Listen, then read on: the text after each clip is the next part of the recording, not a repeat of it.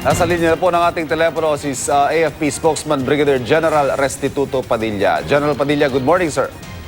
Magandang umaga, Ivan. Yes, sir. Can you tell us the circumstances ito pong pagpapalaya kay Seking Stad?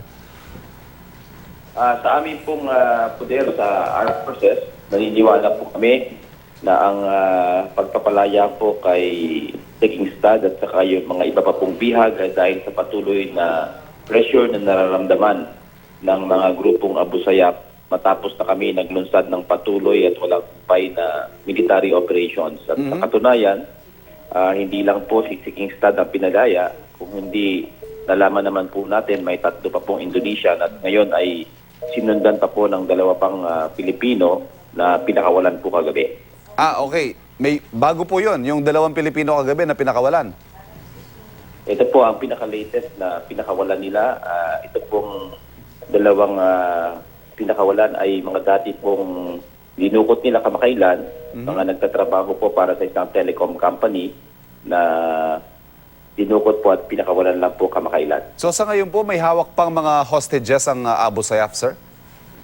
Meron pa po, nananatili po sa 11 ang foreign hostages at dahil po sa pagka-release ng dalawa pang Pilipino, may naiiwan pa pong tatlo pang local na hawak nila hanggang sa ngayon. So sir, ito pong balikan ko po si Seking Stad, siya po ba ay iniwan somewhere o tinurn over sa kung kanino?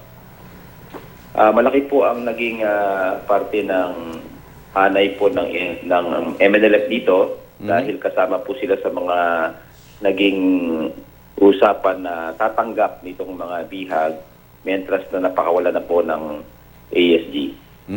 Sir, for the record lang, may pahayag nung isang buwan ang Pangulo na nabayaran daw yung Abu Sayyaf para sa pagpapalaya sa Norwegian na si Seking Stad.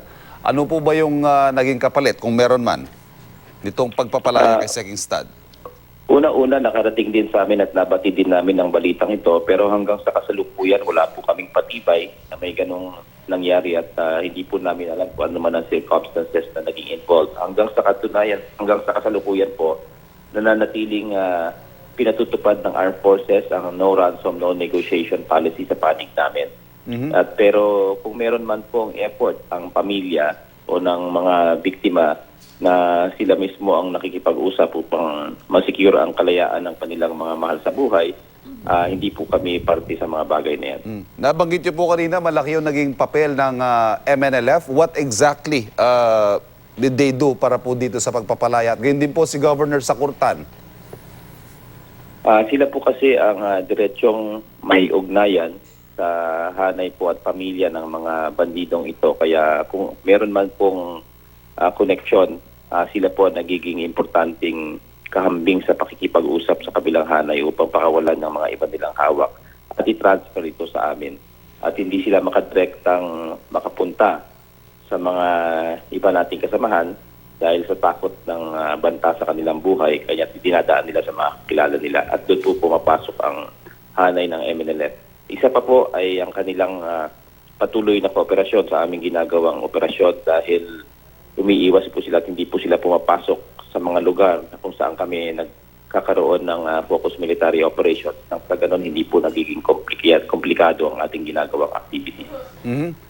Ito po sa pagpapalaya ngayon sa Norwegian hostage at gayon din po doon sa iba pang nabanggit ninyo, ano? Ano ho magiging effect nito sa military offensive natin dyan sa Sulu? Patuloy lang po ito, tulad nga po ng binanggit at iniutos po ng ating Chief of Staff na si General Visaya.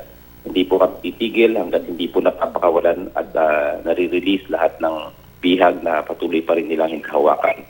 Ang aming pong layunin ay makuha at masave at ma-rescue lahat ng mga biktimang ito at mawakasan ang ginagawa nilang karumal-dumal na krimen.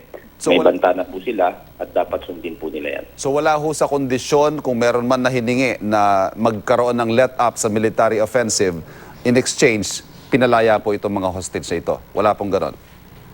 Sa amin pong poder, wala po kaming nalalaman kung meron man pong naging usapan. Pero kami po ay patuloy lang namin ito papatupad itong operasyon na ginagawa namin at ibigay ang pressure na nararamdaman na nila hanggang sa ngayon. At nais ko lang pong ipabatid na bukas naman po ang ating hanay na kung sila ay nagpapadala ng surrender fillers, ay aaksyonan natin ito, subalit sa isang kondisyon na dapat ang mga bihag ay pakawalan nila. Brigadier General Restituto Padilla, maraming salamat po sa inyo, sir. Good morning. Maraming salamat po at magandang umaga.